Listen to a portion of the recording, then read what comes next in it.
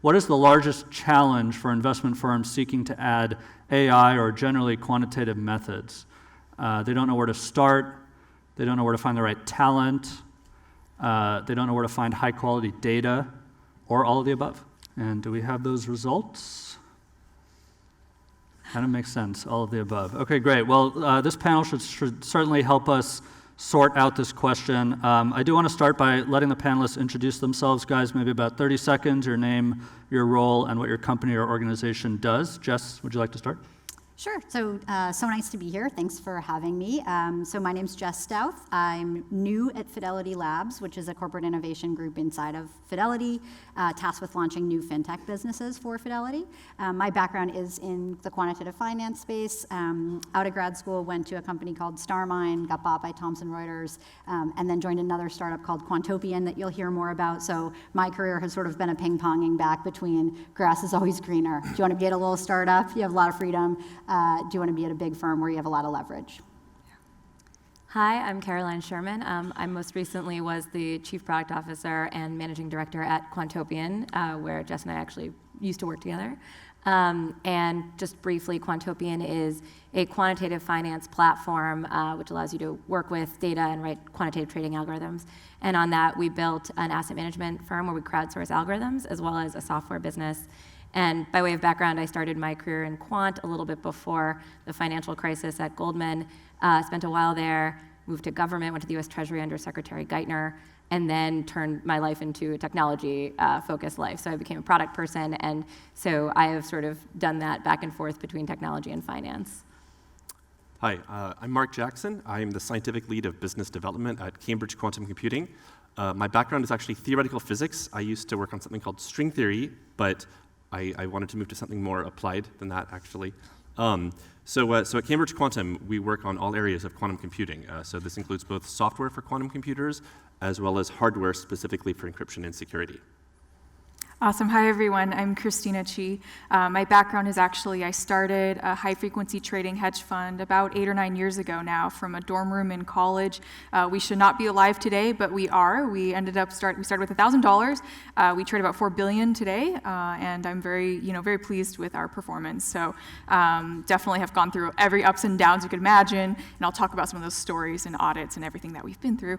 And recently I launched another company that kind of branched out of Dome Yard, where we focus on unifying the data industry, because we realize in our industry having high quality data is extremely difficult. So, why aren't you, at Amazon or Google writing that beautiful FANG bull run?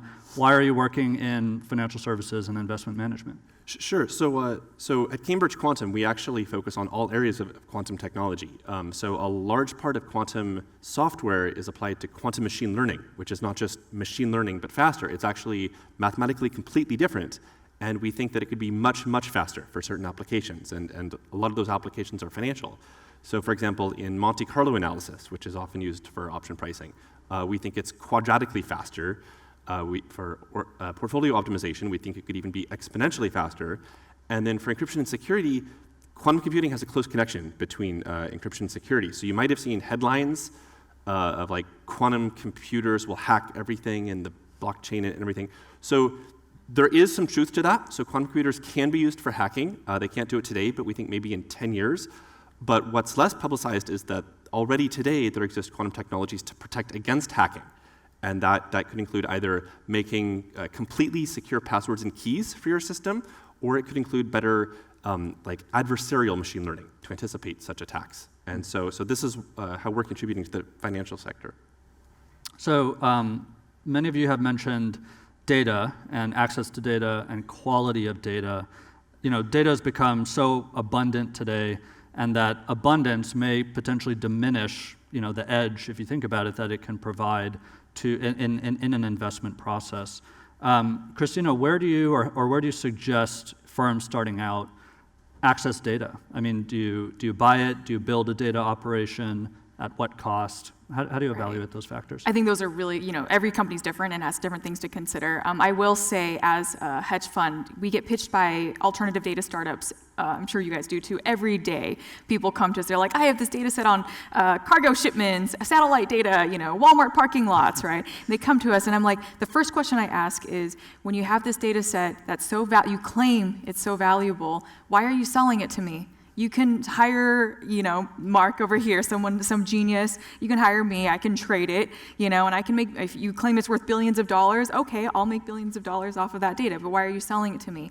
And the second question I ask is, okay, if you already made the decision to sell, if you're selling to me, a small hedge fund, and then you sell to Goldman Sachs and Fidelity down the street, I'm not going to want to buy it anymore because the value of that data just decreased a lot.